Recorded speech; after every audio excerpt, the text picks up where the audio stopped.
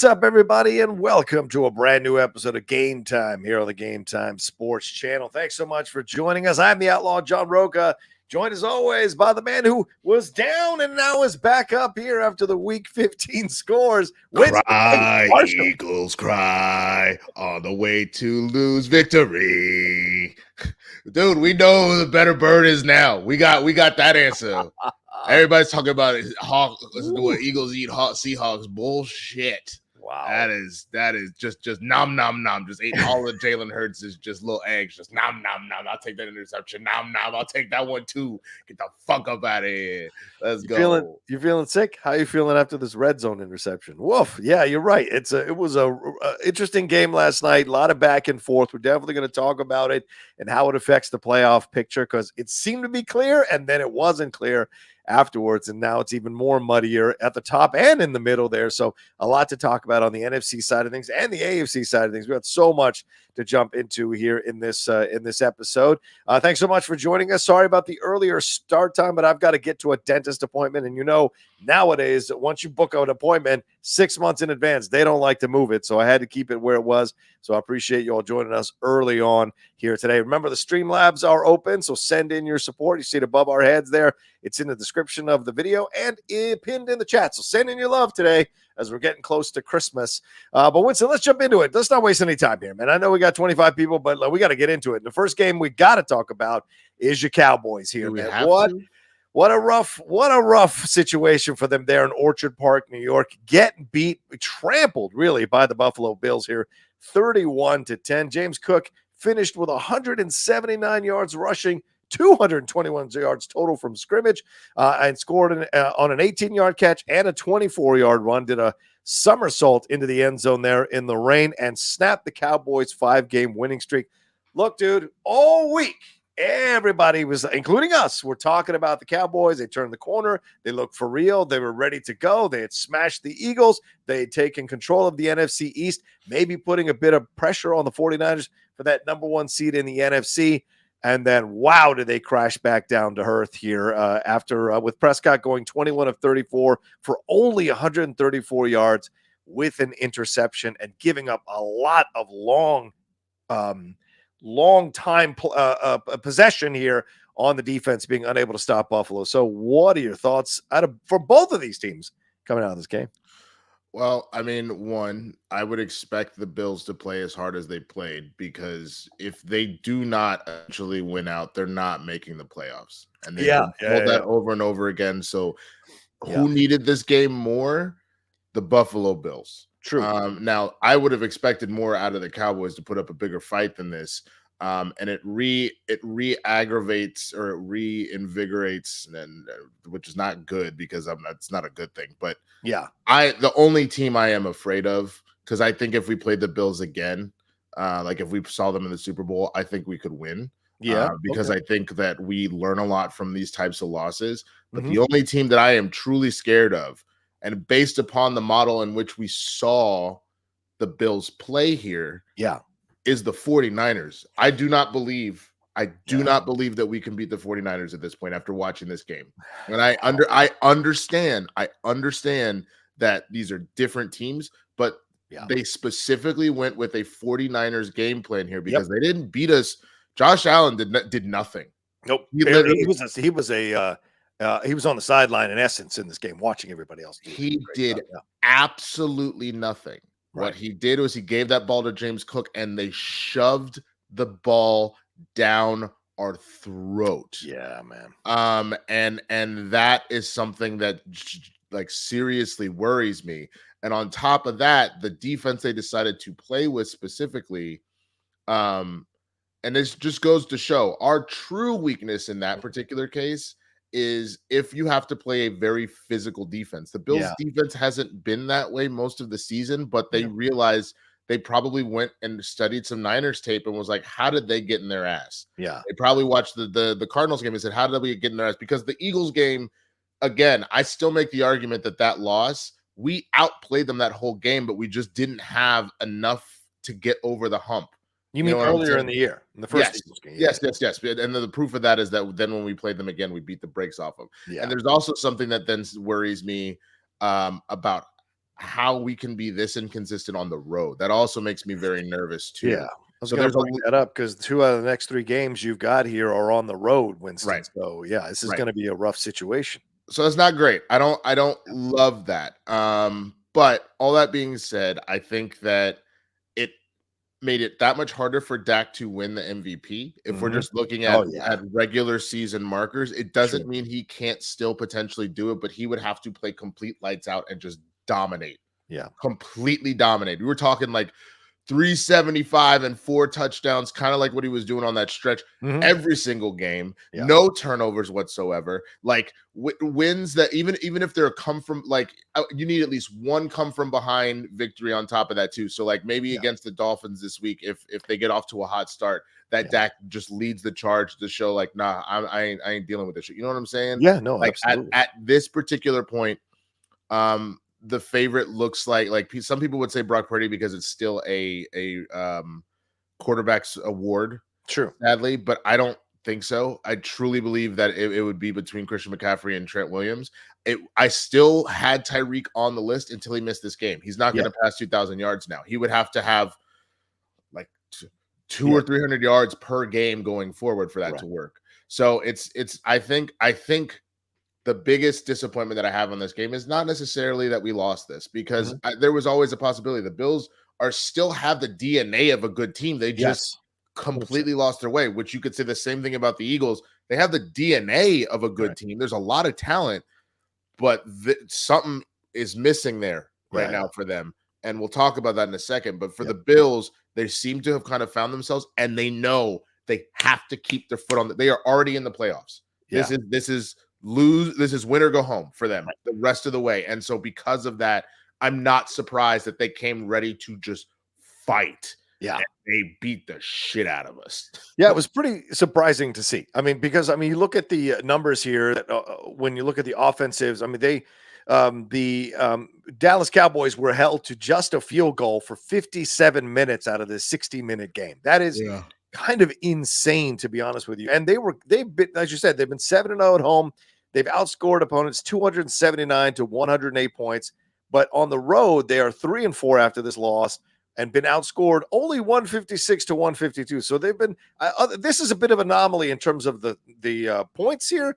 Usually it's much more closer on the road when they're getting beat here. So, but also, of course, earlier against the San Francisco 49ers, that was a bit of a rough situation. So you're looking at this all, and to me, what's shocking is that 2 of the main defenders for the Bills were not even playing. This wasn't even their full defensive unit healthy out there in this game. So just shocking on both sides of the ball to see what happened with Dallas. And I don't want to jump onto the whole thing that everybody's like, oh, see, they're pretenders. They're not contenders, they're pretenders. That's silly. It was an emotionally tough game last week for control of the NFC East. Now they travel up to Buffalo in the rain at night, dealing with a team that, as you said, is hungry to win, coming off that situation with Kansas City, where they won, but of course Mahomes was a baby, and so was Andy Reid afterwards. And Kadarius Toney did himself no favors, crying about the referee earlier this week or over the weekend. And so you got a team that is in a different state of mind there with Kansas City. Buffalo found him at the right time. Now you come home in the confines of your home and you destroy a team that is near the top of the NFC there to kind of show that, look, we just beat KC and Dallas back to back. If I'm in the AFC and the Bills have found a running game with James Cook, that I am super fucking scared. And McDermott adjusted the offense. What was the shit he was getting for earlier in the year was adjusting the offense to try new ways to play offense. And the Bills were kind of, like I said, they were middling at least and falling apart and not doing so well. The returns weren't great. Now they're a little bit above 500, and there's a possibility now that they may have found the formula to work for them, which isn't necessarily Josh Allen throwing for 5 touchdowns and 400 yards. It's a balance. Now, if they found the balance with this strong of a defense, if I'm in the AFC, I don't want to fucking play this team at all in the playoffs. They scare me now that they found a run identity. It's exactly what happened with the Broncos with Elway. So many teams, once they find a running back, can get it done. And this may be one of those teams that's kind of found the formula all of a sudden. I put that up purely on, and that's probably why they had to fire their offensive coordinator. Cook has always been there. Like, like he had shown those flashes, but they kept being like, well, we have Josh Allen, so let's just worry. But that's what's stupid. If you go and look at when the Cowboys won those titles, that's because you had Troy Aikman chucking it up to Michael Irving, but you had Emmitt fucking Smith. I'm not saying that James Cook is Emmitt Smith, but he's got some fucking skill. You know those times that the Vikings actually were pretty good when Brett Favre was, he was throwing the ball, but you had Adrian F. and Peterson. I'm not saying James Cook is Adrian Peterson, but you know what I'm saying? Like, it is one of those situations that if you can do both, because like hell, why are the Niners good? Because like Brock Purdy is pretty good. He's pretty damn good.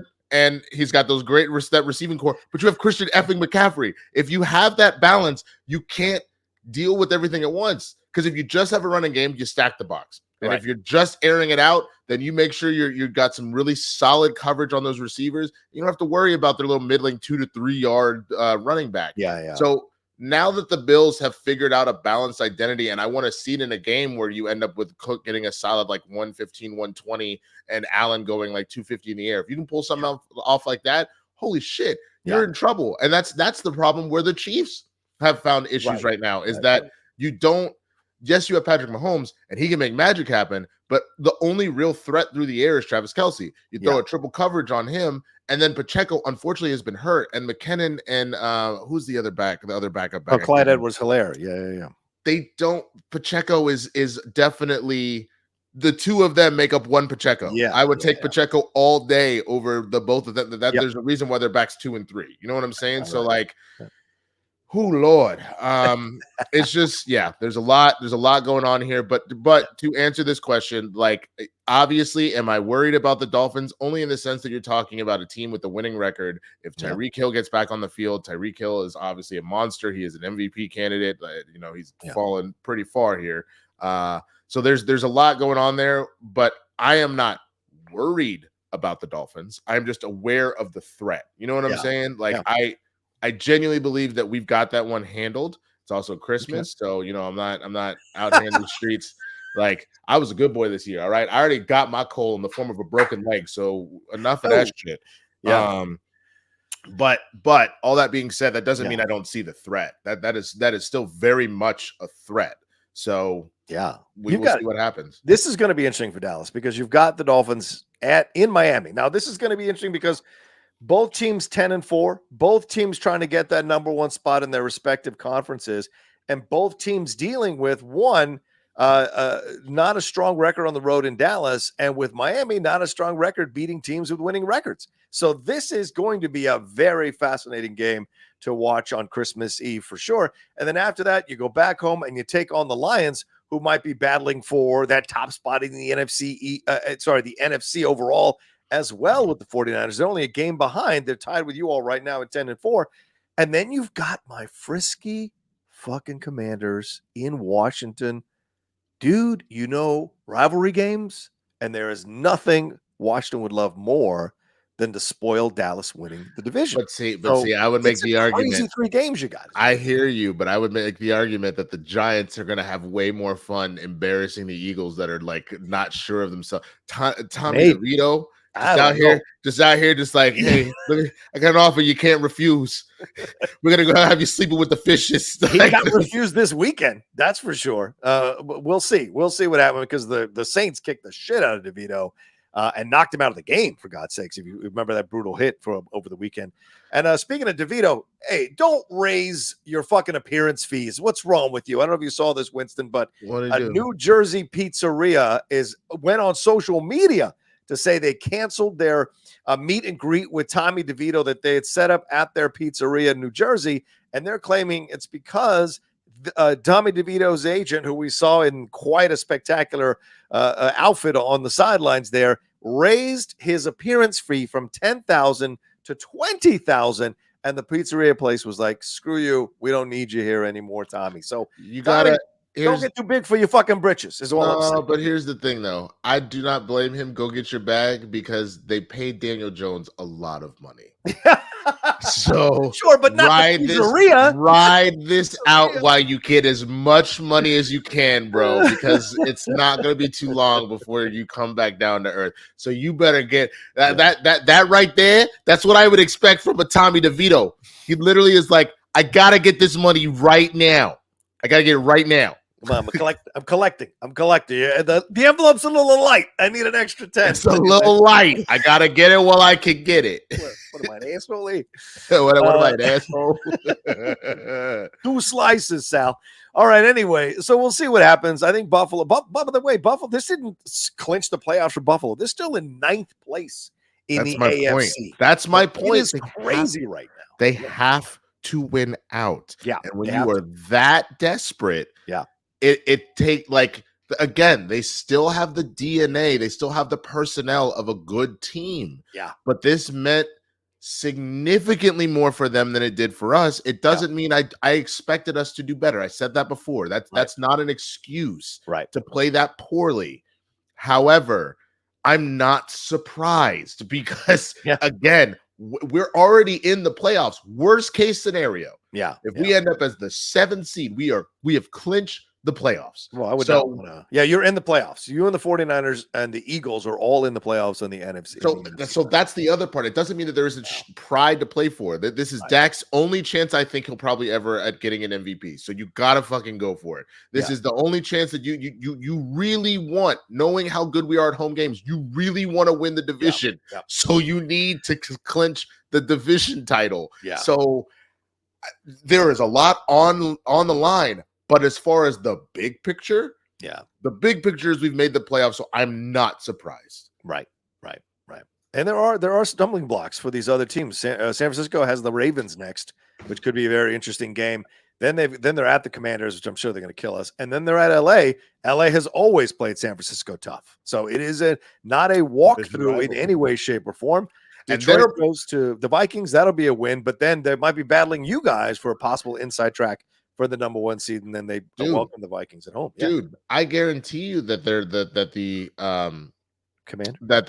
Rams are going to play the Niners hard as hell. They are also fighting for their playoff line. Yes, 100%. And it's a division game. 100%. And specifically, that is the team that has given San Francisco the most issues in the Kyle Shanahan era. If you're talking about the Legion of Boom era when you had Kaepernick down with the 49ers and all that, that is San Francisco. That was Seattle. Yeah. But if you're talking about right now in this era with McVay and Shanahan, this has been the one team that consistently fucks with the Niners. Yeah. So it's going to be interesting. That is going to be I cannot wait. That will probably be my favorite game of the year based on the setup there. Sean already bringing the Bills hate. Bills will be the best team to miss the playoffs. Sean Brennan already bringing the hate. His Chiefs aren't even in the playoffs. He needs that to happen. Yeah, he does. Because if they win, then guess who's going to bounce the Chiefs right out of the fucking playoffs? Right, exactly. All right, let's move on to the next game here, and let's stay in the NFC East. Let's talk about Philadelphia. And thank you to the 55 of you who are joining us right now. Adjusted the hour, so I appreciate you all being here live. Make sure you hit a like on the video right now. Subscribe to the channel as well. And if you're watching later on, leave a comment down below. What are your thoughts on the Cowboys Bills game? Let us know down below. Let's move on to the Eagles and the Seahawks here. Drew Lock threw a late touchdown pass, who, if you follow Katie Sackhoff, you can see her celebrating that as a Seahawks fan here. He went 22 of 33 for 208 yards, threw that 29-yard touchdown pass to Jackson Smith and Jigba with 28 seconds left to cap a 92-yard drive on this Eagles defense, and the Seahawks stunned them 20-17, ending a 4-game skid and somehow getting back into NFC playoff contention. The Eagles had a chance to go one up on the Cowboys, but keep the pressure on the 49ers, and they blew it. And so now they've lost 3 in a row. And yes, they made the playoffs, but they look shakier than they've ever looked over the last 3 games. Jalen Hurts was coming off an illness, but probably still with the after effects, but he scored 2 touchdowns here, kept them in the game. They had a lead. They had the lead by 10 points, and they still couldn't hold off these Seahawks on the road. Drew Lock, of all people, leading them to victory here. So what are your thoughts when you look at this game here between both of these teams? What's your feeling coming out of this? Are the Eagles even though they're going to make the playoffs, obviously they've made the playoffs, are they a 1 and out? Are they in trouble? Call that bitch my bodyguard. Call that bitch your bodyguard. Yeah, that's my bodyguard. Wear a lot of jewelry. Y'all don't do security. My boy Drew Lock has got that fucking dog in him. That's why I'm wearing this shit right here, because the Eagles, thank you, Law and Order Sports Victims Unit, for all these damn hats that I have, bro. My goddamn Seahawks came in here and took them Eagles and said, we the better bird, bitch. That's what that is right there. On top of that, like you saw in my tweet, all you need is love. What a beautiful interception to like just, I just, God, watching the Eagles crumble is just so satisfying. Yeah. Like knowing that asshole Dom that's banned from the sidelines was up there stuffing his fat face, and then he had to watch that motherfucking interception. I'd be like, get out of here! Like, I know that's more New York, but that he looks like a fucking scumbag New York transplant that went down to Philly. I just, dude, I fucking just, it was incredible. I was just on the edge of my seat, especially knowing that, like, look, the truth is Drew Lock is not a starter. No, he's not. He's really not. No. And he did not play well most of this game. However, he kind of has this weird Tebow, like, it's winning time to win. Like, there's just something in his brain that just clicks. And then all of a sudden, there it is. He's just ready to go. And so I say this much to say what I have said about the fucking Eagles all season long. Yeah. They have the talent, but they are not that team. They're not. They are not. Yeah. If you go and watch all of those quote unquote victories of theirs, sure, it was against the Chiefs. The Chiefs have been a disaster all year. Sure, it was against the Bills. The Bills have been a disaster until right now. Like, these are fool's gold wins by the Eagles, and there have been glaring issues. And for Nick Sirianni to say last week before this game, we're fine, we're not going to change anything. The only thing that he does change is give Matt Patricia at the last minute to be the one to call the shots. That's a massive change. Yeah. It's just, it's literally that the Eagles do not have it. Now, could they figure it out with 2 games against the Giants? And again, yes, I said division games, but the Giants are still the Giants. They're not good this year. Could they figure it out and then feel much stronger going into the playoffs? Absolutely. Yeah. And I hope that they personally do not. I'm sure for football fans, they do. Yeah. But like, when I tell you the Eagles are not the ones, the only team out of the NFC that everybody should be shitting their pants are the 49ers. That's 49ers. It. Now, that doesn't mean that you couldn't see someone out of the NFC find themselves. You couldn't see Dak go MVP on them and run the gambit. It doesn't mean that Jalen Hurts couldn't snap out of this funk with the team and whatnot. But the only team that you need to be genuinely scared of is the San Francisco 49ers. Yeah, I agree with that completely. Yeah, I think the Seahawks, I've been kind of riding the Seahawks a little bit over the last few weeks. I am Two Fly Cam, one of our faithful listeners and followers there, a big Seahawks fan, was bragging about his Hawks getting the playoffs, and it did not look good for these last few weeks at all. And it was kind of enjoyable to stomp on them because I just don't believe in these Seahawks. But here they are at 7-7 with a shock victory over these Eagles to put themselves into consideration for these NFC playoffs. Look, it's just as scary. We're going to talk about it here in a little bit, but it's just as hairy on the NFC side of things as it is on the AFC side of things in that whole muddy area there. So why not? You never know. And I don't know if Geno Smith is going to come back. They keep saying that he can't play in warmups. They keep putting him on the bench last 2 games now, warmups, and they lost last week, but they won this week with Drew Lock. So who knows where this goes next? This is going to be real interesting. But I think the Eagles, you can switch coordinators all you fucking want. Unless you're switching cornerbacks, you're fucked. That secondary is not good. And it is being found out here over these last few weeks on this losing streak. People, once the 49ers gave people the formula, they haven't recovered. And so that's what you look at in this situation. And I don't think it gets any easier. Yeah, you never know with the Giants. I think maybe they'll win the next game against the Giants, but then they'll lose one of the 2 against the Giants. I know they will. And that could be an issue for them going forward. And they're salivating at the chance of hitting a Hurts or a sick Hurts or an injured Hurts. There's possibilities there for them. And I don't know, man. It just feels like the Eagles are just riding out the time, and then they're going to get knocked out in the first or second round of the playoffs. Yeah. No way. This is a Super Bowl team, man.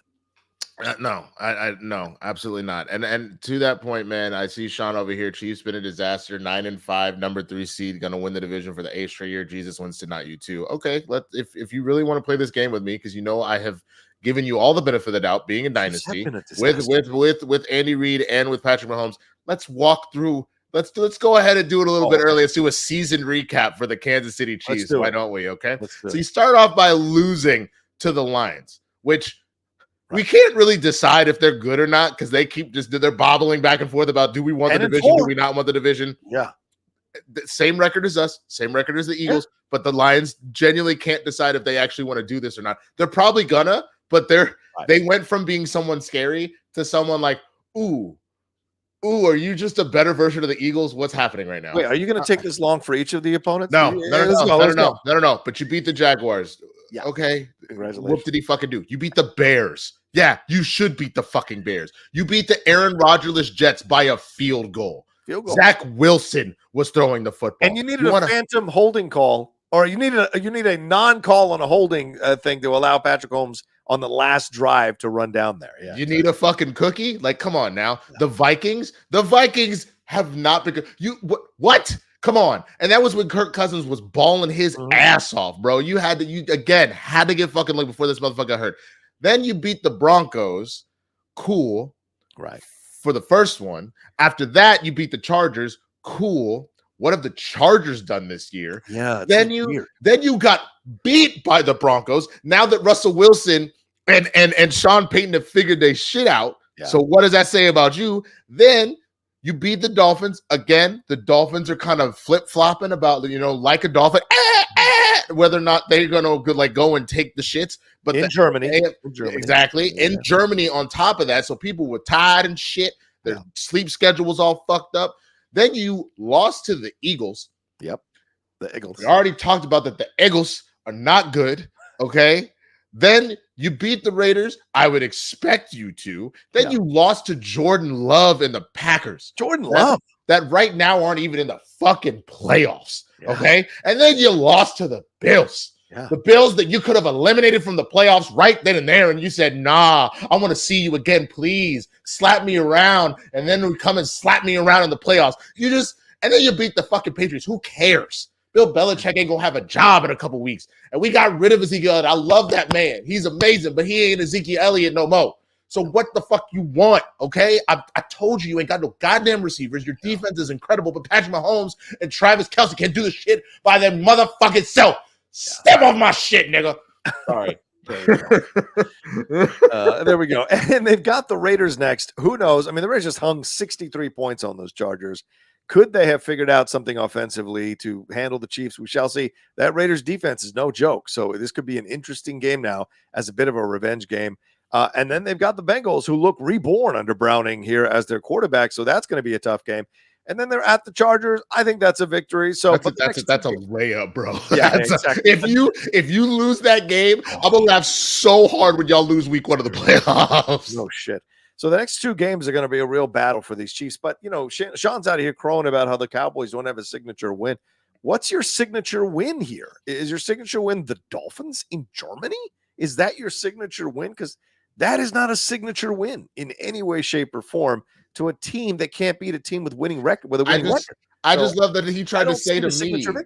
I just love how he tried to say to me, "What is the Cowboys' signature win when we beat the brakes off of the Eagles that beat the shit out of them? Like it was bad." And then all of a sudden, we don't have a signature win, but you have one against the Dolphins that have had a very similar type of season with a similar type of record and the up and down. And are they good or are they not? Come on. Yeah. Pick a lane. To me, the Chiefs and the Eagles, who were, of course, the Super Bowl participants last year, are both going to get knocked out in the playoffs before they get to the Super Bowl. Yeah. There's no way. There are just too many problems on both sides of the ball for both. Maybe not on the Chiefs defense, but how about 3 out of the 4 sides of the ball have issues. And I think in the end, it's going to be toast, And so, but we'll get to the Chiefs in a little bit. Let's move on real quick before we go to the next break to the 49ers here. McCaffrey, who Brock Purdy said should be the MVP, not him. Christian McCaffrey scored 3 touchdowns. Deebo Samuel had 2, and the 49ers just stomped all over Kyler Murray and the Cardinals 45 to 29, pushing their win streak to 6 games since they came out of that bye. McCaffrey finished with 5 catches for 72 yards. As we said, 2 touchdowns, also running for 115 yards and a touchdown. Now, Purdy making his first NFL start there in about 45 miles from where he grew up, completed 16 of 25 passes for 242 yards and tied a career high with 4 touchdowns. Charvarius Ward had 2 interceptions, including a pick 6. So this was just an absolute stomping. The 49ers, I mean, it was close in the second quarter. They're almost like, you know how the bully, there's a line in When We Were Kings. So they're talking to this African guy about what it was like with Muhammad Ali, witnessing him beat George Foreman. And he said, you know, you can do whatever you want around a sleeping elephant. You can dance around, but do it, make noise order. But when an elephant wakes up, it stomps everything in sight. And so to me, the 49ers, through the first couple of quarters, they're kind of sleeping, figuring it out, blah, blah, blah, and then they just turn it on and you cannot stop it. And they absolutely trample you. And that's what happened in this game. So as you said, Winston, earlier, this is a team that should scare everybody. Absolutely everybody. And they're back to finding their rhythm. That 3-game losing streak humbled them like crazy. And Brock Purdy out here going, fuck you, Colin Cowherd. Fuck you, any critics. I'm just going to quietly play my game and do my thing and let my boys take it over from there. And he's got the proper approach to this whole situation. Very humble, believes in himself, quietly doing his thing. So to me, this is all the right combination for what you want when you're looking at a team that looks like they're going to get to the Super Bowl and win it, you know? I mean, look, man, I just looking at some of these touchdowns, because I didn't watch this game. I had some family stuff, so I was barely watching the Cowboys game, which I'm starting to feel like maybe this was my fault. That, you know, because I was having to try and sneak watch it on my phone.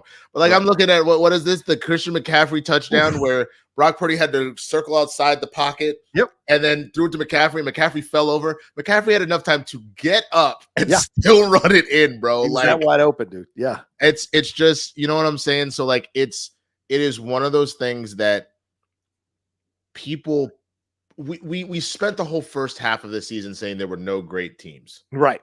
That is a lie at this point, or that is now shifted. I agree. The only great team in the NFL it's the Niners, and then it's everybody else. And that, again, that hurts me to say it, but like, what are you supposed to say? You know what I'm saying? Like, the way that they're rolling on teams, good or bad.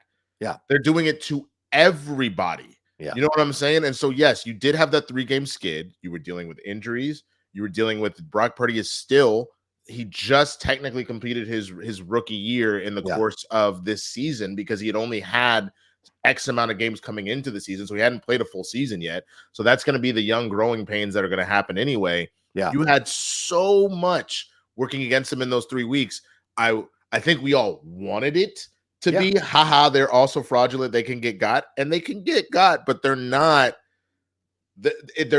what that 3-game losing streak presented. You know what I'm saying? And that is the difference, is that they had a bad string of luck.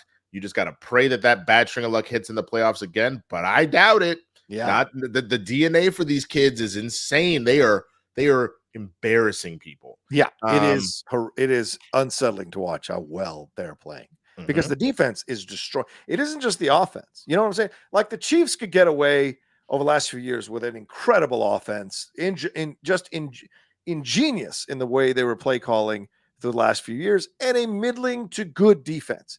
Now you've got a 49ers team that is doing all the ingenuity on offense and punching you in the fucking mouth with brass knuckles on the defensive side of the ball.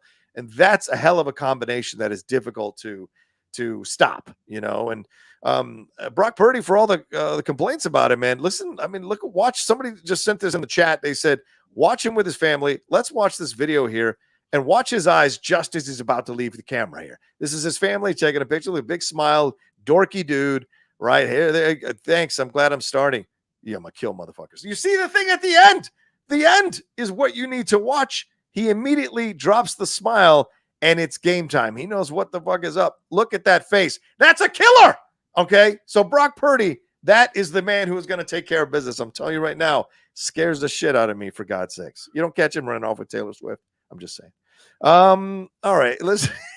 Winston, anything you want to say? We good? Okay. Right. I mean, all I will say is, man, yeah. I just really, I am hoping, without all hope, that I don't want Brock Purdy to be like hurt, but let him get like turf toe for like a couple weeks. Just for a couple weeks, and let Sam Darnold have to take over. You know what I'm saying? Let Brock Purdy just be partying. He did get hurt in the game. He went out for 4 plays. Let Brock Purdy get a little too feisty and be too excited about how good they are. And like the first week that they play, man, he gets like the flu. And it's not like, you know what I'm saying? Like he'll be fine, but like it's not Jordan flu. I can push through this. It's like nah, man. I've been throwing up for like the last couple hours. This is awful. I just need to take the day off. I'm really sorry, guys. Sam will handle it. And while we're at it, he just spreads it to the whole O-line because they've been hanging out with him too much. So they got to put in all the backups. Ain't no Trent Williams, ain't nobody there. And, Christian is his boy. So him and Christian were sharing like a drink because they were trying to be cheap because that's how you save your money and remain rich. And he gets sick too. So then it's just Jordan Mason having to handle it. And Debo was hanging out, man. He was on some girl freaking. You know what I'm saying? He pulled his hip and all of a sudden he can't run, and then Brandon Ayuk was like dancing on a bar because he thinks it's Coyote Ugly and shit, and he slips and he's fine. He's fine. But now his shoulder is a little too sore, so he can't play and shit. So the whole offense just isn't there. Like once that happens, I think everything will be fine.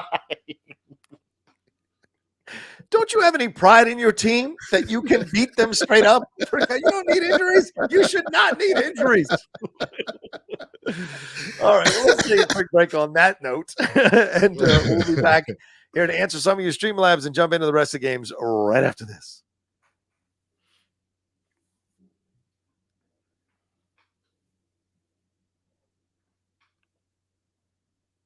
All right, I got about an hour left before we got to go, or maybe even a little bit less. Let's hit through these Streamlabs. And thank you. So many people sending stuff in today. Thank you so much. Fred Tasta says, hey, game time. Having a great home record doesn't matter if you're playing on the road.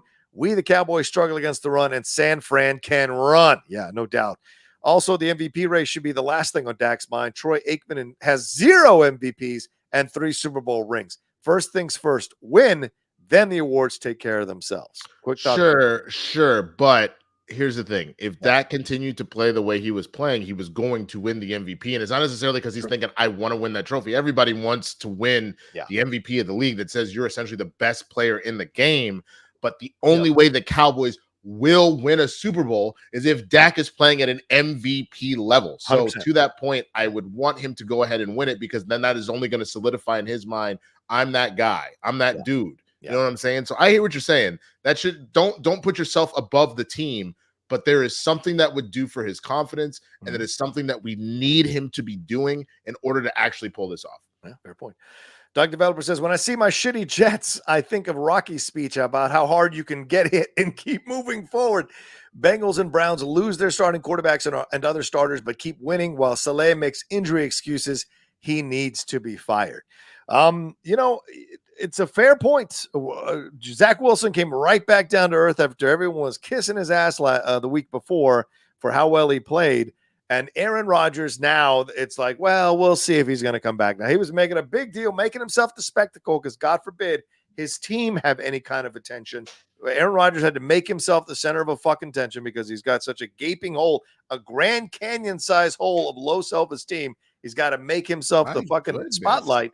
And then what is it? What happens here? Now he's like, well, I don't know if I'm going to go. I got to be mad. Well, if it's not going to matter, I'm not going to come back. Clown show. You're a fucking clown show. And I know behind the scenes, he was the one telling Jets, don't you fucking hire anybody that could challenge me for the starting job. Don't you dare. So they're in a quagmire of their own making. And I think Robert Saleh should quit. I don't think he should be fired. Unless, obviously the contract or whatever. But if I was Robert Saleh, I'd go, fuck you guys. I'm going to go someplace better with a better situation. Look at what DeMeco Ryans is doing down in Houston. That's the situation I need to get into. Sorry, go ahead, Winston. What did you say? No. The Jets were doomed to fail the minute they decided not to go and find a solution at quarterback with the loss of. Look at Flacco. Look at Flacco, Winston. It's 2 games. I'm not gonna let Flacco. Remember, we said we got one solid hit, and he is gonna start. Because Because, bro, you know this. You're 2,757 11 years old. Yes, you know true. that. You know if you even just twist a little, oh shit, and then it's like that for a while. Yeah, you know what I'm saying. Flacco has not been hit hard yet. Give him one solid hit. Yeah, and I bet you this revived Flacco will look like Ra's al Ghul hadn't been in the damn Lazarus pits in a while, bro. That he's on a Lazarus pit high right now. That shit gonna change. All right. that's a fair point. That's a fair point. You're right. But I'll tell you this: I picked up Joe Flacco in my fantasy playoffs because Jalen Hurts was questionable with the sickness. Got me 20 points. I ended up not needing it because I destroyed the guy I played in the first round of my fantasy playoffs. But it was nice to have Joe Flacco as a backup, and he only scored 2 points less than Jalen Hurts did. So I was still safe in that situation. So I fucks with Joe Flacco. I'm gonna tell you that right now. Keith Murphy, the unbeaten, says the NFC goes through the Bay. Good job, Seahawks. If the Cowboys continue to play safeties at linebacker, how do they expect to beat a San Francisco with McCaffrey? Winston? Is that a question? It is a question. Yes, we don't. He's trying to say that your linebackers ain't big enough to handle McCaffrey. That's what it's not that they're not big enough, but they certainly aren't showing up enough, and that's what makes me sad. Is that's and I'm realizing now, because I didn't think it was that big of a deal. Our run game has been bad ever since Van Der Esch went down. Yeah, good point. And he seems to be the guy that can handle that run game situation, and without him there, we never really recovered on being able to stop the run. Yeah, because he was all over Saquon.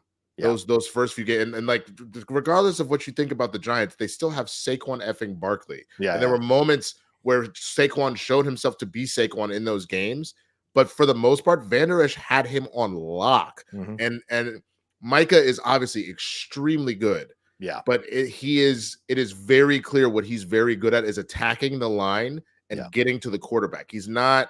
And he does show up all over the field, but stopping the run doesn't seem to really be a specialty of his. You know what I mean? Right. So I am concerned. There's a reason why I said the only team that you should be afraid of is the Niners, because like the funny thing is their defense isn't even the best defense in the league. It's not. They're clearly top 3, top 5. Yeah. But they're not the best defense in the league, but they do what they need to do, and they hit hard. And then when you couple that with an offense that cannot be stopped, that is a recipe for a disaster to anybody that is not that team. So, I'm terrified. Yeah. What do you want? Cookie? What do you want to hear? You'll be crying in front of you? I know we're in trouble. Mike Joyce says, I lost in the first round of my fantasy playoffs by 12 points. Oh, because A.J. Brown, Dallas Goedert, and the Eagles choked last night. Someone in my league also lost because they started Dak over Jalen Hurts due to his illness. It seems like the NFC least always disappoints. Hey, watch your mouth. Okay, watch your mouth. All I'll say is this. I sat Terry McLaurin because he's been just ass. And he went out and got 26 points against the fucking Rams. I didn't need it, thank God, but still. It shit happens, man. I don't know what to tell you. You think you had it bad though, the NFC least? What do you think happened to all those Tyreek Hill owners that they'd been on a tear all fucking year? And it's the first week for most people's playoffs. Yeah. And he ain't there. Yeah. It's a rough situation. All right, the Ravens. Let's move on to the next game here. And thank you so much for the Streamlabs. Keep sending them in as we go along here. We're going to try to stop the show in about 45 minutes. So get your stuff in as soon as possible. The Ravens here maintaining the top spot in the AFC overall, beat to the mistake-prone Jaguars here, 23-17. They won their 4th in a row, moved a step closer to securing the number 1 spot. Lamar Jackson, 171 yards, throwing 70 of those to Likely, the receiver Likely, and then ran for 97 more yards. Gus Edwards added 58 yards on the ground. Keaton Mitchell, 73 yards before his injury. Man, listen, the two things to come out of this game are the Jaguars are in fucking trouble. The Ravens look good, but here's yet another injury to one of their starters, DK Cobbins, Mark Andrews. Man, what? Or J.K. Dobbins, sorry, Mark Andrews. Winston, my heart broke for this rookie kid. He was just like coming into the team and finding himself and doing well for these Ravens. And I watched that play in live time, and as soon as that leg planted, I was like, oh, fuck. And sure enough, he's out. I didn't see it. Oh no, he tore his. Fuck, bro. Yeah. I spent all of my. I'm in the league that I had the most money in. We have a fucking you have a budget. I spent like $70 of my $100 on this nigga. Fuck, bro. Like, how am I need the depth for the playoffs. Fuck, I didn't see this. Yeah. Dude. Oh, dude, no. I mean, okay. Fuck me. Fuck. I'm very sorry. That was rude as fuck. Keaton, I hope you get healthy as soon as possible, man. Again, as somebody like I didn't tear my ACL, but as somebody that had some serious leg issues, that is oh no, it's not funny, but because you did it in slow-mo, it looked like he was about to be like one of those wheels that just rolls like this. Yeah. Oh God. Rough, man. Right, because that's awful. But then right here, because of that, like he literally looks like he's about to start tumbling. Yeah. Oh my God, that is so bad. Yeah, it's such a shame, man, because that kid was playing so well. He was coming on here, and the Ravens, to their credit, just kept marching and got the job done with Gus Edwards. But Keaton was going to be like thunder and lightning in that backfield with Gus, and it's a shame overall for them. So I don't know what the curse is. I don't know if the Ravens built a stadium on a Native American burial ground. I don't know what it is with these injuries over the last few years, but it is such a heartbreaking thing to see for sure. And they lost Ronnie Staley to a concussion, and then free safety Marcus Williams to a groin injury. So as strong as these Ravens seem to look from their record, they're coming into these playoffs with a lot of injuries and a lot of questions. And I wonder if they're going to be able to hold it together to even get to the AFC Championship game, for God's sakes. Yeah. I just, that is really, really sad to see, man. Yeah.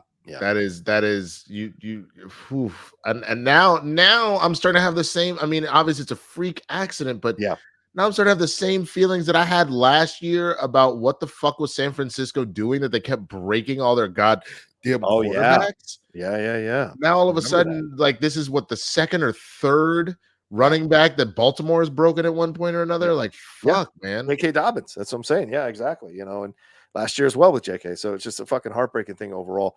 But look, these Jaguars are in trouble, man. Yeah, they're still near the top of their conference, but they do not look strong. They're 8-6, and this loss puts them in a three-way tie for the division. They are tied with the Colts, with the Texans at 8-6. For the love of God, the Jags have a legitimate chance to not even make the playoffs, dude. After last year and everything that happened last year, and the great victory over the Chargers last year, which essentially was part of Brandon Staley being fired earlier this week.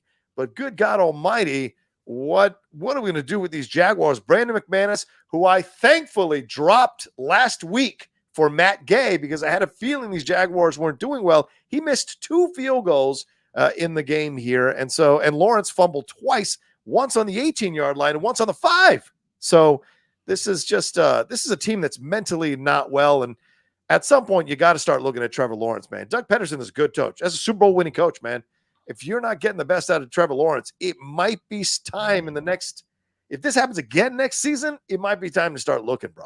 I'm just saying. Yeah. Lord Jesus, man.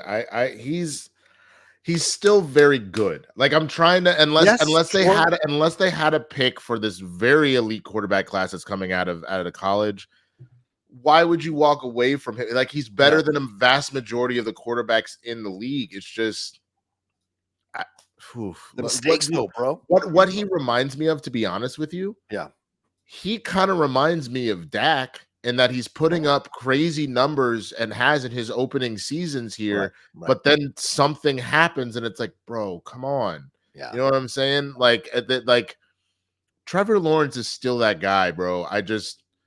I don't see a situation where you find your way out of this. You know what I'm saying? And I also think, I truthfully believe Sean's right here.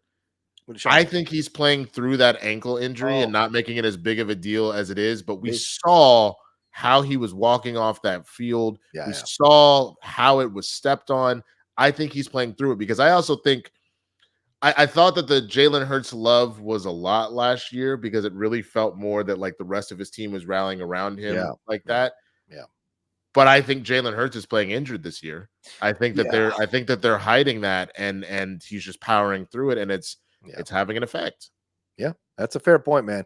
Yeah, pre-rolled his ankle, and Trevor was Fabio. Post-roll ankle, he's been a bird stuck in the face of Fabio. There you go. All right, that's hilarious.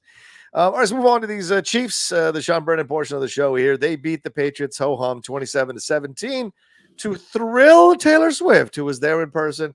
Patrick Mahomes passed for 305 yards and threw 2 touchdown passes to help them win. Kelsey caught a whopping 5 passes for 28 yards and had a potential touchdown bounce off his hands. He also flopped like a fish out of water trying to get a pass interference penalty, which I will play you that video in a little bit here. Please tell me you're also going to play her response because that was incredible. Yes, 100%. That was incredible. That was the day. Like I go back and forth one way or the other, but that was the day when I was like, if Taylor Swift wanted to come and be best friends, I would ride with her forever. That was the best response I've seen. Because now all of a sudden I was like, oh shit, she got some dog in her herself, bro. This isn't just like a being super popular, being super positive, being like just like girly girl. She was like, just play it. And that was incredible. Yeah.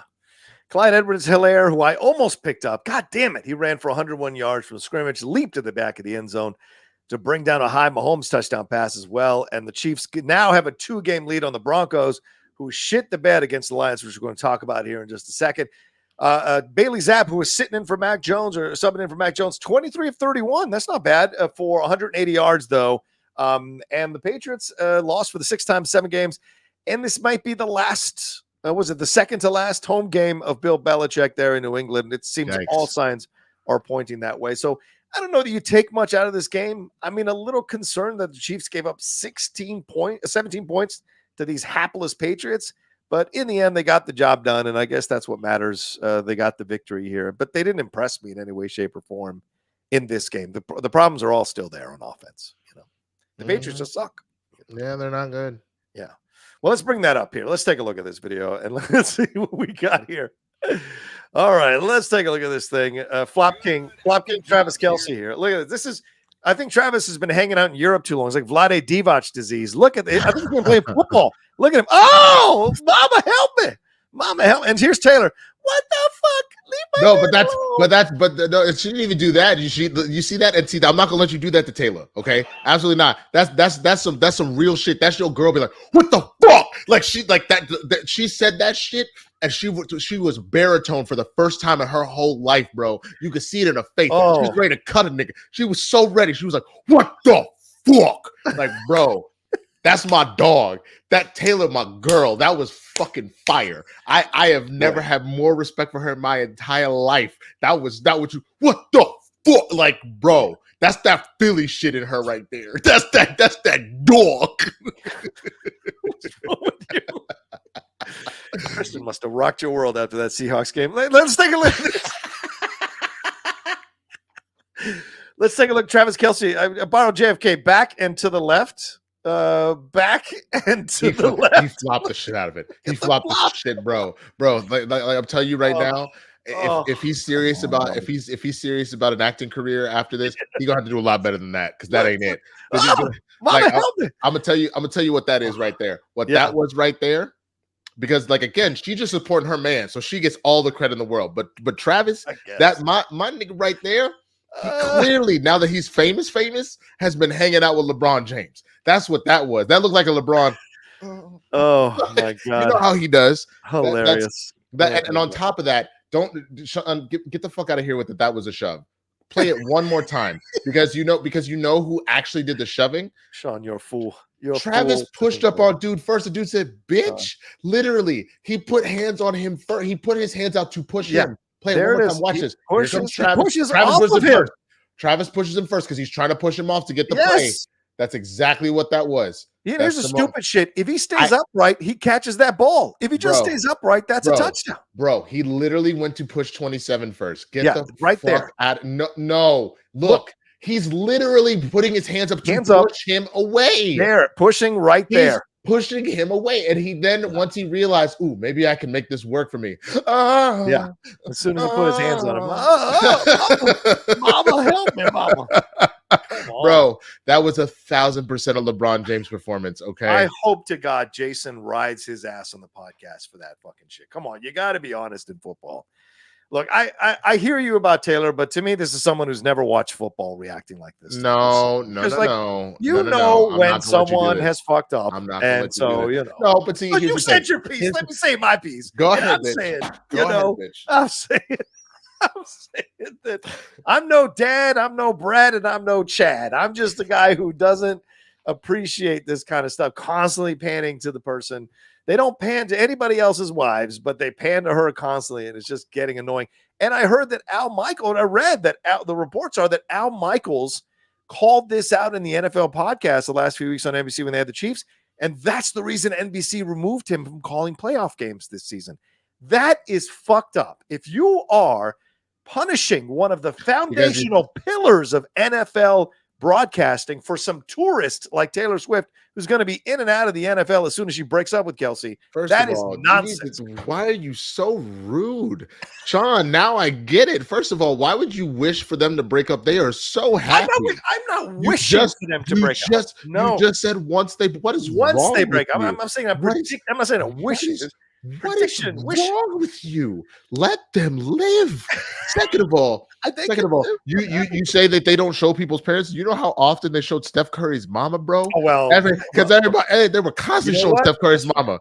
You know what I'm saying? What the fuck are we talking about? How often do they show Mark Cuban? All the fucking time. Cuban's the owner. That's a separate conversation. How often do they show Jera? Jera is always there with his. What can you? Jera Jones out here being like, it doesn't matter. Clearly, Taylor owns Kansas City at this point. So what the fuck is your point? Yes, she does. You know bro, the running joke for all Swifties was the fact that it's so nice that Taylor's letting her boyfriend and all of his little friends play in her stadiums this season. That's literally been the running joke among Swifties. What are we talking about here? On top of that, you act like we didn't see Kim Kardashian when she was with Reggie Bush. You act like we didn't see Jessica Simpson. You act like we don't see Brittany Mahomes and Jackson's dumbass all the time. I want to be clear. What are we talking about? I want to be clear. I'm consistent on this. I hate it all. Which is fair. Which is fair. Stop panning to any celebrities that come to these fucking games unless, like Magic, they're the owner. Like they showed him a few times in the Commanders game while I was watching. We were getting our asses whooped by the Rams. They showed him, and he was there, and it was great to see the owner there. That's different, right? But I agree with you. No shots of Kardashian. I don't want to see Patrick Mahomes' wife who rides coattails for success. I don't want to see any of that. No Taylor, none of them, man. Yeah. But then to that point, there's a couple things here. One, I will agree with you because I was getting annoyed. It was too much at the beginning. It became too much. The very first one made sense. And then for a couple of weeks there, I was like, this is obnoxious. But it has become normalized. It is she gets shown maybe she gets shown maybe once or twice in the same way you see Jera. The same way you see Bradley Cooper at every goddamn Eagles game. It is a standard amount that they are showing her at this point. It is normal to show celebrities at this point, and they're not showing her after every play. That was the problem. They used to show her after every play. That's true. But that's not happening anymore. So I would expect if her man got what she thought hit improperly, and she's like, yo, what the fuck? That's a normal amount of showing her at this point. And I think that's fair. Lindley never got in anybody's face and went crazy during any of my matches. She chill. I like that. She cheer me from the sideline. Bro, chill. She don't need to make a big show of it. She just chill, man. I like that. Hey, I mean, look, you should that's why I missed the era where we got to talk between every round and y'all get to go take your water break because I would always be like, you see my boy Chandru out here just whooping your ass. Like it was just, you know what I'm saying? Like it was a lot of fun to do that. I know. Yeah. One of the biggest reasons I lost to Ethan was Jay constantly fucking with my head on the sideline. So I agree with that. Let's move on to the Lions here. Jared Goff threw 5 touchdown passes here for the Lions, who would lead the NFC North at this point. They bounced back after that shocking loss last week. They beat the Broncos, really beat the Broncos here, 42-17. Goff was 24 of 34 for 278 yards, again, throwing 5 touchdown passes for the first time since he came to Detroit. And it's the first time he's done it since he played for the Rams. So it's been a while since he's thrown 5 touchdowns in a game. Rookie tight end Sam Laporta had 3 of those touchdowns. If you started him in fantasy and you didn't win your week, you fucked up. I mean, 3 touchdowns, for God's sakes.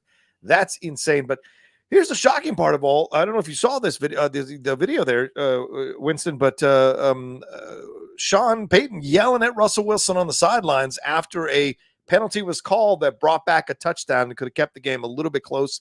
It was 28-10 at the time, could have been 28-17. And then Wilson lost a fumble on his first possession. He only went 18 of 32 for 223 yards with a touchdown and a rushing touchdown. But that was like right when the game was pretty much over here. I did not see this. Yeah, here. I'm going to bring it up and I'll show you. But like, what are your thoughts coming out of this game? You're saying about the Lions, they're like a little bit Jekyll and Hyde. Even though they're 10-4, they're still a little bit Jekyll and Hyde overall. Again, DNA is there, but it's just there is it's that idea of like you could be born with all that potential, but what are you going to do with it? And a lot of times they seem to just kind of disappear. At any given Sunday is totally fine. I actually don't even mind if you lose a game. It's normal that nobody should be beat up for that. It's that when you lose games in horrendous fashion, that it's like, what is happening? Or like you lose it, like the Seahawks-Eagles game is like that we were talking about earlier. It is very indicative of what the Eagles have done. No, seriously, of what they've done all year. Yeah. Super, super close games where, like, again, being the more dominant team, supposedly, why didn't you just put it away? Right. You know what I'm saying? Like, why are you in a position that you allowed Drew Lock to march up the field and score a touchdown on you? Yeah. Like, why on top of that, like, would you allow that deep ball to get past you? Yeah. Like, it's little things like that. And so that is what we've seen out of the Lions is like when they dominate. But like when they're messing up, it's not like we played a really good team and that was close. It was like, dude, what are you doing?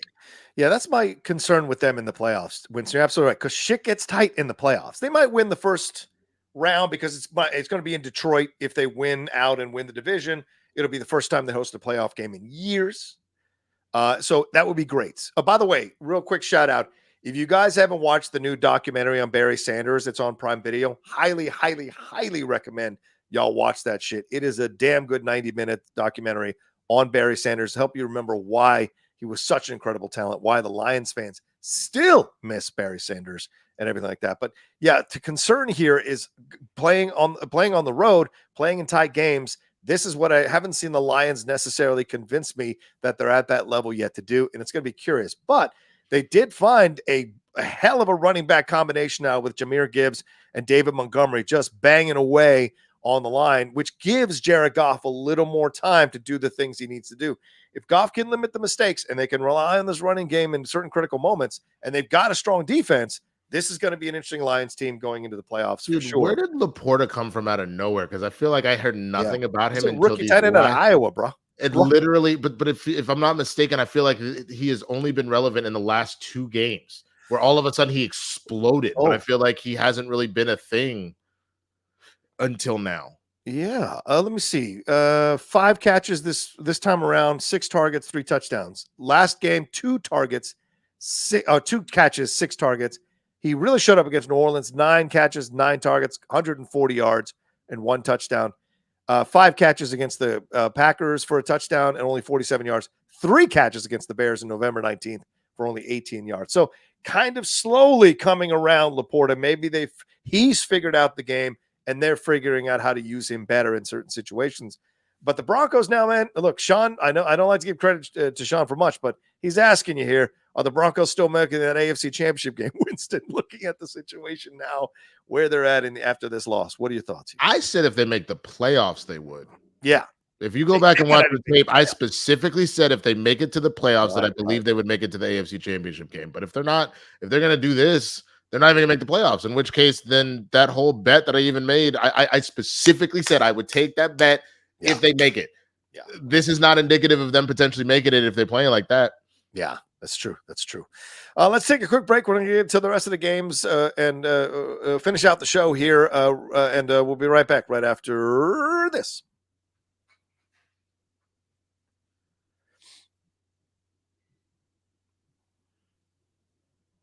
Yeah, I had the Broncos getting in, but, man, they're sitting at 11th. So let's take a look at these standings here, Winston, real quick. I'm going to bring them up. Let's have a quick conversation before we get the rest of the games, which will be a quick conversation as well. So let's look at this. Let's look at the AFC first. You got the Ravens. You got the Dolphins. Here, let me make it. Oh, here I got click. Go up at the top and actually click playoff, and then it'll give you some of the stuff that we need as well.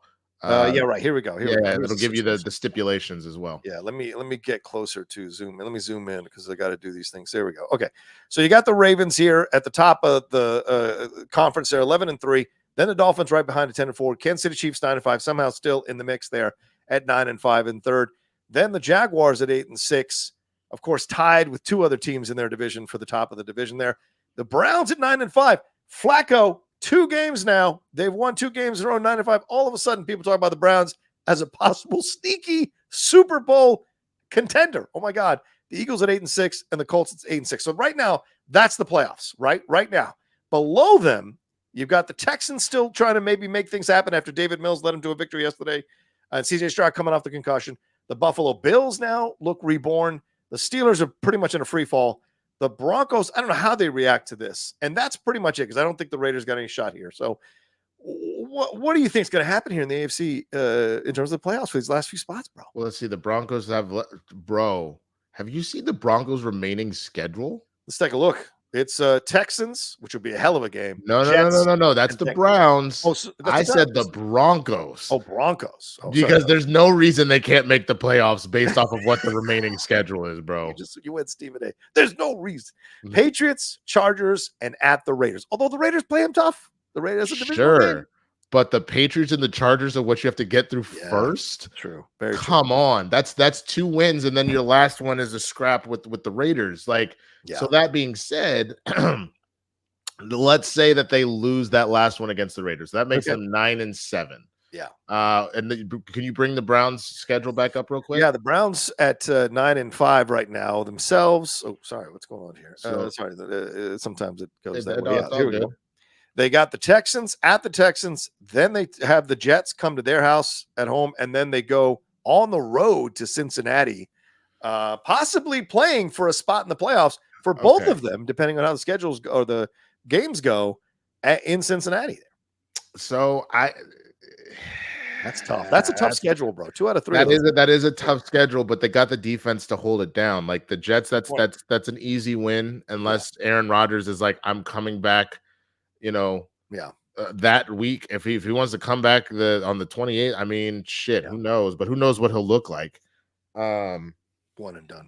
So that's a rough schedule. That is a very rough schedule. But like the Broncos have a significantly easier schedule. Yeah, you know what I'm saying? Like, what about the Colts and the Texans? Because I mean, they could be vying here with the Jags.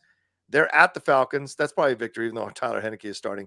Raiders and then the Texans. So as we said weeks ago, and it seems to be shaping up that way, this game between the Colts and the Texans, final game of the season, could be for the 7th spot in the playoffs or the 6th spot is possible. No, absolutely, man. It is definitely quite a mix-up. And it's interesting to kind of see how that plays out. But yeah, I don't know why the Jets at this point would let now that they're officially eliminated. Yeah, I don't know why Aaron Rodgers would rush back in for them being officially eliminated unless he just really wants to unless it is purely for him to be like, I want comeback player of the year. Yeah. He just wants to add it to his resume. Yeah. What do you say with Buffalo here at the Chargers, home for the Patriots, and then at the Dolphins on the road in Miami for a possible play? Well, that looks like 2 wins, and then who knows with that last one. Yeah. You know what I'm saying? Yeah. Like that's what's interesting. So that puts them at 10-6. Yes, 10-6. And then you got to figure out what you're going to do. That's interesting. Yeah. Wow. At that rate, because let's just say that we do what we're supposed to do next week and we beat the Dolphins. What's the Dolphins' remaining schedule? Could the Bills still, after saying they won't make the playoffs, could the Bills still win their division? Let's take a look. What the shit? The Dolphins, they play. Oh my God! Then they're at the Ravens. Holy shit! The Bills can still win the Bills can still win the division. What the fuck? What the fuck, bro? Holy shit, bro! They would never stop talking shit if they won the division after all this, because that is death row for the Dolphins. Yeah. Holy shit! Look at them right now. They're 2 games behind the Buffalo Bills are of the behind the Miami Dolphins. And 2 of Buffalo's games are layups. They're cupcakes. Yeah. So if Miami loses next week and possibly loses on the road to Baltimore, which I think they will, then this could be for the division. Holy shit. Yeah. And could possibly be like, well, I guess they would, whoever loses that would still get into the wild card if they're at 10 and whatever. I think they would still qualify. It depends though. Remember, there's a lot going on here. The Browns are at 9-5 right now. Bengals are at 8-6. The Colts are at 8-6. The Texans are at 8-6. Like, no. There's no guarantee that if you don't win the division, you're not making it, bro. You might not make it. Yeah, that's a good point. Holy crap. The Chiefs have the Raiders, Bengals, and Chargers. That's a layup. Those are layup games for sure. So no need to worry about that. I'm sure they'll make the playoffs.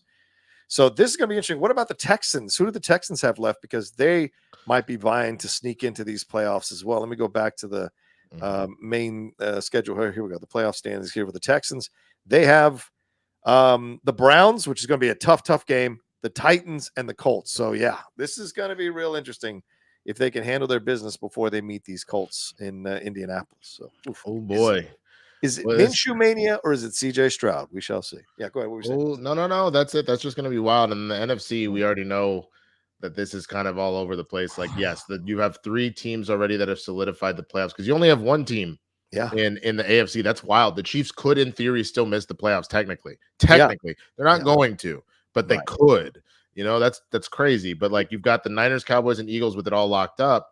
So now the question then becomes somehow the Lions could miss the playoffs. No, I don't know. I mean, I guess if they lost out 10-7, no, but they think they'd still win their division. But remember, they haven't clinched it. So if the Vikings go on a tear and the Lions lose out, you still have the Seahawks and the Saints that are at 7-7 as well, and they could, in theory, end up taking that, and the Rams. Like, all of these teams, it's so close with the Vikings, Rams, Seahawks, and Saints all being 7-7, and they have somebody in their division that could take it from them. Yeah, they could, and the Buccaneers, even though they lead the division right now, they're also 7-7. They could literally not make the playoffs. That's crazy. Yeah, Buccaneers right now on top of the division, 7-7, but New Orleans is matching them. Atlanta's still in the mix in some crazy fucking way. So, who knows what's going to happen with that division for sure. That's a great point. And who does Tampa Bay have left? Like, what's their – let me see what their schedule is. At Jackson or Jacksonville there in Tampa Bay, that could be a victory. Then they welcome the Saints. That is going to be an interesting game. You want to hear something crazy? I don't know how the math breaks out, but since they're not officially eliminated, there is some universe. Yeah. There is some universe. Break it down. Where either the New York Giants or the Chicago Bears make the playoffs. 7-9 or 8-9. There is some fucking weird ass universe where they could still make the playoffs. That's why they haven't been eliminated. Yeah. That's crazy. The Packers, as shitty as they've been the last couple of weeks, could still make the playoffs. But even at 6-8, they're only one game behind what is holding the 6 and 7 seed. So I'm not that's fine. I'm just looking at the 2 game behind Giants and Bears. They need a lot of miracles to happen. Giants need to beat Eagles twice. Trust me, after watching the Princess Diaries for the first time this year, miracles happen once in a while. Okay, so my God. The Vikings are going to be interesting, right? Because they got Detroit, which is going to be tough. Then the Packers, and then they're at the Lions. And that loss to the Bengals, they had that game. That is a rough loss for them. Overall, I think that the Vikings are going to get knocked out by these Lions here in those 2 games.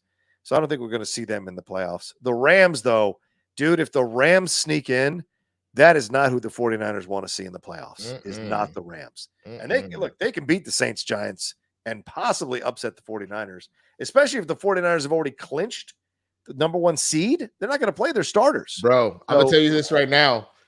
That damn pizza shop should have paid Tommy DeVito, because if my guy comes out here and makes the playoffs, ain't gonna be $20K no more. Yesterday's price ain't today's price, bro. It might be $50K to see my guy at your pizza shop. Holy shit! Get out the pens, you sexy shit. Anyway, all right, let's let me stop the sharing. Let's run through these games real quick, the rest of the games, and then we'll get on out of here. Baker Mayfield, as we said, threw for 381 yards here and 4 touchdowns. God, I never liked Baker, but because he's kind of been humbled and he's slowly working his way back, I'm so cheering for him. He led the Buccaneers over the Packers here, 34-20. That Jordan Love victory over the Chiefs now just fading in the rearview mirror, man. The Raiders set the franchise record here by beating the Chargers 63-21, which led to the firing of Brandon Staley. Much speculated throughout the season, and it finally happened. Jake Browning showed again for the Bengals, rallying them to a 27-24 victory over the Vikings, as I just mentioned. The Texans won without C.J. Stroud here, beating the Titans 19-16. After the Titans had that game in hand, as David Mills led them down to that Kaimi Fairbarns 54-yard field goal in overtime to win. Gardner Minshew mania was going with the Colts. They beat the Steelers, whopped them 30-13. The Steelers, DeMonte Casey has been suspended for the season for that hit. I don't know if you saw the hit. I'll show it in a second. Mostert and Tua led the Dolphins to a 30-0 victory over the Jets without Tyreek Hill. They scored 30 points without Tyreek Hill against these supposedly great Jets defense. Yeah, but remember, if you have a great defense, but you're on the field 90% of the time, what the fuck are you gonna? Because remember, it takes more energy to be on defense because you're not acting, you're reacting. Yeah, you know what I'm saying? So like that I'm not surprised that happened if they're constantly being pulled off the field. Yeah, right. If you have a crappy quarterback and your defense can still lead you to a victory in a conference championship game, you should qualify for the college football playoffs. That's just me. Anyway, all right. Matthew Stafford threw 2 touchdown passes. Lead the Rams over the Commanders here. My hapless Commanders, 28-20. Jacoby Brissett had, is it Brissett? Sorry, Jacoby Brissett. I'm saying brisket because I had barbecue last night. Jacoby Brissett had to come back into the game in the second half. They benched Sam Howell. Jacoby came in and led them on 2 touchdown drives. Almost had a chance to win, but fucking boneheaded calls by Ron Rivera. Just get him out already. David Carr threw 3 touchdown passes as the Saints topped the Giants here 24-6. And Panera's field goal led the Panthers to an upset win over the first place Falcons here 9-7. All right, what do you want to talk about from these games? Anything stands out for you? And I'm going to bring up that KZ hit and get your thoughts. Go ahead. I mean, how do we not talk about the shellacking that the Raiders put on the Chargers, bro? You know that meme that goes around whenever somebody's like, Jonathan Majors and Ezra Miller, on a tear, and it's Shaq and Kobe doing all the the dunks and the alley-oops. You could put that same music and do a highlight reel of what the Raiders did to the Chargers, bro. You had a point at which a DB was so ready, he jumped on time, didn't call offsides, snatched the ball out of the air for a pick 6. You had a brother that's 400 and some pounds. I think they said this is like 375, 400, whatever he is, a lineman who scored his first ever and probably his only touchdown running that back. Like, this game was insane. That right there, that's insane. That's crazy. That is absolutely crazy. You know what I'm saying? So it was 56-7 when that happened, and there was still an entire fourth quarter to play. Yeah. So they took the brakes off. They could have gotten to 80 in this game. I think that something had shifted. Maybe they were tired. Remember, they had started pulling starters. Yeah. I get it. You don't want to look like a dick, but I'm of this mindset. Scores like these don't happen that often. Just go for the fucking record, and as soon as you cross the record, if the record is 70, as soon as you get to 72, or it was 72, as soon as you get to 73, you're done. Pull everybody. Yeah. Like, you know what I'm saying? But just break the record. You're never coming back here. Yeah. Well, let's take a look at this hit, brother, because this is what got KZ suspended for the rest of the season. What are your thoughts on this? Is this a dirty hit? Is this a defensive player situation? I mean, he's leading with his shoulder, it seems like, and he's not going helmet to helmet. I don't know. But look how you have him bent. That man's spine could be broken. That's true. And I understand we're watching it in slow-mo. Yeah. Like, if we watch it full speed, I don't think he can pull up at that point, and you're running the risk of more injury. Right. But look how the shoulder and the helmet is away from the other player's helmet. Which I get it, but again, you literally look at his body. Yeah, no, I know, you're right. For a second, that man literally could have been paralyzed. Yeah. He looked like what's his face's leg. Yes, absolutely. His whole body looked like Keaton Mitchell's leg. You're right. Like, body folding like this, and I know he's not a yogi, so like that's not That's, you know what I'm saying? That is extremely dangerous. Yeah, I also understand the fact that it's like he's running, like, let's be honest, he's running full speed. And I don't agree with old man yelling at cloud Tom Brady, but I will give him credit for what his post was. It's less that hit, and don't put that on the defenders. It's more that quarterback did not protect his receiver and laid him out like that with the safety right there. That was bad quarterback play more than it was a intentionally dangerous defensive, but it was dangerous, and unfortunately it is what it is. That is a defenseless receiver, and that he is laid out in the air. He is not standing up straight. He is laid out in the air, so he cannot brace for impact in that position. Now, I don't think this is a necessarily bad throw, because I mean he's open. Minshew drops it in there. Let me turn the sound. It keeps turning the sound back on. Minshew drops it in. That's a situation where you don't have to hit him. Right. So I see the point. But you can't stop. You can't stop. Watch it at full speed. Watch it at full speed. Don't stop it. Just watch it at full speed. Boom. You see what I'm saying? How are you going to pull up on the brakes like that? Like, that's what I'm saying. He's already running downhill because he's trying to stop what was happening. So that's when you've played. Listen, how am I going to say this correctly? You've played dodgeball, and you haven't played professional NFL, I know. But even playing dodgeball, you're making micro decisions all the time. Absolutely. In situations. Now, of course, I'm not comparing it to the NFL in terms of like equal, but any sport you play, no matter what it is, you're making micro decisions. At this moment, like, why isn't he just letting him land? He's going to catch that ball, and then you just tap him easy and he's down. Because I guarantee you what happened. And we can't see it because of the angle. Yeah, right. He's watching the ball first. Then when he realizes that, oh shit, he's about to be there, he's going to try and knock the ball loose. He hit him because he tried to knock the ball loose and make it a non-catch. But that was not correct. But again, you're running full speed, dude. And that's the thing. I've been in games where same thing. You're going full speed. The one where I broke my leg, it's because I'm tired and I'm sitting there and I literally just reacted. A dude threw it at me while I was in a low crouch, and I did a frog leap over him and threw it at him because I realized I could hit him. But the moment before that happened, I literally was thinking to myself, Jesus Christ, I am so tired. Like, do I just bow out? Because I don't know if I have any energy left. And I probably should have listened to that little voice in my head. But by the time I had finished processing that thought, the ball was coming. So I reacted. That's it. It's a reaction. And then that just went the wrong way. If I had genuinely thought that through, then I would have looked like a bitch the way I would have been hit, because I'd be like, ugh, and then it would have fallen over. But I know me, and I know workouts. And if I have hit the full wall there, my form gets sloppy. And that was the thing. My form on the jump got sloppy coming down, and it cost me my leg. So fair point. Jonathan Carroll, thanks for correcting me. Sorry, Case Keenum did start, not David Mills. Sorry, I'm just used to David Mills starting for the Texans. Yes, Case Keenum started for the Texans here. Matt B saying Peyton threw balls like that all the time. Austin Collier's career was shortened due to it. Yeah, I saw some of those throws Peyton threw. You're right. You're right on that. Salvation trying to come back, and we say, in dodgeball, you only dodge, you only dip, duck, dive, and dodge. Get out of here, Winston. What are you talking about? There's more than that. And he says, JB says, I can't unsee my brain imagining Rocha as Ben Stiller's character and Winston as Vince Vaughn. I am not Ben Stiller's character. You have a lot of anger. You have a lot of anger. You have a lot of anger. I'm Lance Armstrong at the bar waiting for you to show up inspiring. With no balls? With no balls and a cheater?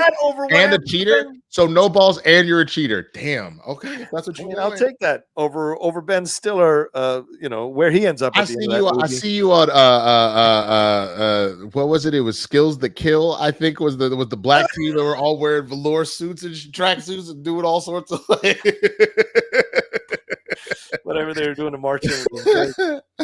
Anyway, so there you go. Let's hit these last Streamlabs because I got to get to a dentist appointment. Sean Brandon says, hello, great show as always. The Chargers firing their coach and GM was the right move, but is the damage already done with their cap situation? Who would want that job, and are they wasting Justin Herbert's prime? Winston, what are your thoughts? He's not in his prime yet, and so he'll be fine, but they need to figure their shit out, because you were talking about a kid that could be like what you're doing to him right now is you're setting him up to be Phillip Rivers again. The only difference is Phillip Rivers could go and win those last minute games. He just couldn't get over the hump in the playoffs, unfortunately. That's because he was in an era of they sent Drew Brees packing to New Orleans, though that's the NFC, so you don't worry about that. So you were talking about his conference. He had Brady, he had Peyton,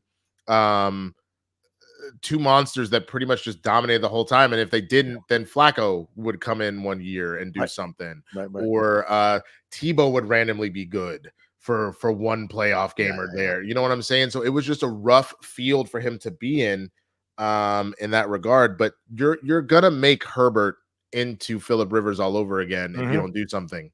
So they have to figure their shit out. They need to do a very good job. If I'm them, I am figuring out if Bieniemy is not about to be the head coach in Washington, I'm figuring out how you bribe him to be like, dude, bring your ass over to San Diego. You convince Bill Belichick because you have Belichick is the such you have such pieces there. It's wild to think that if Sean Payton had just been patient for one more year, he could have gone to to Los Angeles, and and could have been doing his thing out here, because this team has so much talent. It is very clearly very poorly coached. Well, I think if Sean doesn't make the playoffs, and he's already started yelling at Russell, if Sean doesn't make the playoffs, I don't see him leaving in one. Really? Season. Okay. I don't think so. All right. I have two for like Ham says, as I said last week, front runners. Cowboys are pathetic, and when they play a team that's for real, my Seahawks put on display yesterday how to win games against great teams. Oh, Jesus Christ. Winston, we beat you. Shut up. Winston repping my Hawks because he knows his team is due for another first-round exit. Sad. No. I'm repping them because they did me a favor and helped me further solidify potentially winning the division. I'll take the shit off right now. Fuck you. I don't know. That was literally that was a thank you for winning that game. That was not because you guys are special. You're not. Why did DK Metcalf have under 100 yards and only became relevant in the last fucking second? What are we talking about here? Can you all figure that fucking shit out? Because I have DK Metcalf on fantasy, and 12 points is not what I should be getting from DK Metcalf week to week. He also said prediction: Cowboys lose to Dolphins 30-19. Lions beat the Cowboys next week as well. This sorry team isn't going to be able to cover Tyreek and Waddle. Gibbs and Montgomery run wild. Cute. You're not going to make the playoffs. You're like at this rate. You're like, now you done piss me off. Like you don't even look like you can win the playoffs. Like to make it to the playoffs. You're gonna fuck it up. Like why would you just shut up? Just shut up. Go fuck yourself. You needed a hurt Jalen Hurts to win the game, who was fighting off an illness and all of his stuff going on. What are you showing me now? What is this? What are you showing me? Well, you just wanted to talk dodgeball. I'm showing you your team, baby. That's you. That's over you. That's over you with the bucket hat. It's fine. There's no audio. They don't know. Look, it's this dancer right here. You see? That's not me. That's you. That was you. That's you right here. That's Brandon Gibson. You know that's you right there. That's you right there, bro. If anybody, I'm the was the older dude with the goggles on. That's me right there. I'll take him. Oh God, I forget the actor's name. He's so great. All right. Anyway, let's get out of here because I got to get to a dentist appointment. Thank you all so much for hanging out with us here on this live episode of Game Time. We appreciate it madly, and of course, the biggest thanks to Winston A. Marshall for joining me yet again this week to have some fun talking the NFL. Please let people know where they can find you, what you got going on, my man. Find me at the Swaggy Blurred on all the platforms, man. Check some stuff out, and we've got Capes and Cowls popping off as well. Which we were gonna obviously we I saw you a little bit on Christian's channel to talk a little bit about Jonathan Majors. I'm sure it's gonna get talked about more on Friday. Sure. So yeah, just come say what's up. Yeah, thanks so much for coming on. Merry Christmas as well, man. Yeah, and Merry Christmas to everybody. Absolutely, as you can see there behind me. Absolutely. Y'all take care. You can follow me at the Rocha Says on Twitter, Instagram, and TikTok, the Outlaw Nation on Twitch, and follow me on Twitch. I've got the new PS5 Slim. I'm going to start playing more on Twitch. You. Well, I sold my other one, so I was able to buy the new one. So I got lucky. So yeah, come and join me there. I'm going to be already release. Yeah, it released a few weeks ago. They released it with the Spider-Man game for $500. So I hate being broke. What? I'm broke. OnlyFans. I'm just saying. I might have to. You guys are awesome. We love you madly. Enjoy your week of football. Enjoy your weekend. Enjoy your Christmas. Thanks so much for hanging out with us every week as you do this season. We appreciate it madly. Come on back and hang out with us next week as we have another fun conversation about the world of the NFL. And until then, peace and take care. Much love.